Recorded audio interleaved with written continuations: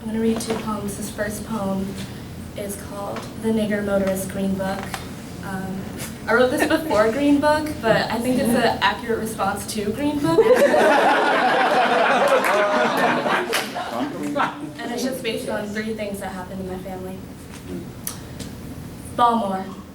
Yellow was the color of the day. She hitched a ride to the other side of home, where water danced with congregates, the ones who dared to dip a toe in lonesome waves. She rode on soliloquy and adventure, only to be met by yellow, its acidity imprinted welts on her light skin, shocked her freckles fresh. She ran from ellipsoids into Castry and the words, "Go home, you nigger."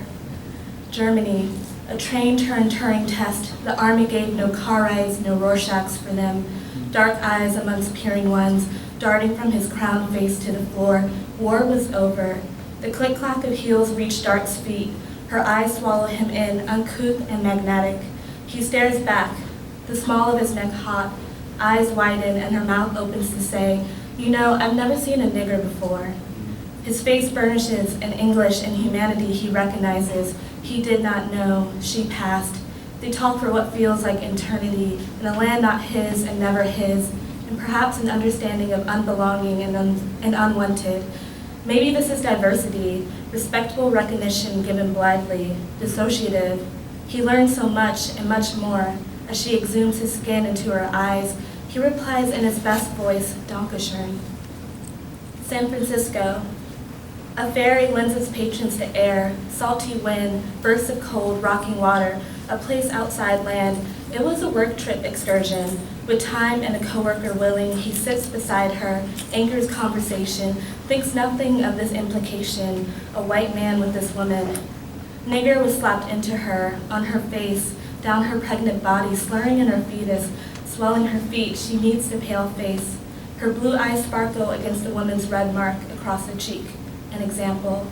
Her parents look on as the red mark deepens, think nothing of it, say nothing of it, but in soft, quiet corners and whispers in their baby girl's ear, hug her and say, "Thank you." This one's called In Service. When the rain pours, it fucks up the septic tank, and I'm asked not to flush.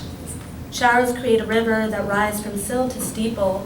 On overcast days like these, I stare out, challenge clouds to break, listen to the gurgles and the deep burps of the pipes, create a Jackson Pollock in the bowl. The porcelain is canvas, flush anyway. A genial moat invents itself from the back deck, charters feet to cars to church, its power controlled by deluge below. My grandmother lives on top of a lake buried in cheap grass and cheaper dirt. It is a precarious contraption, treading still water, ripe to overflow, plodding its way into her pipes. Every summer August, when her house begins to wait, I ask, what thinking inspired a house that rocks? A landless either pretending for foundation. I imagine her response.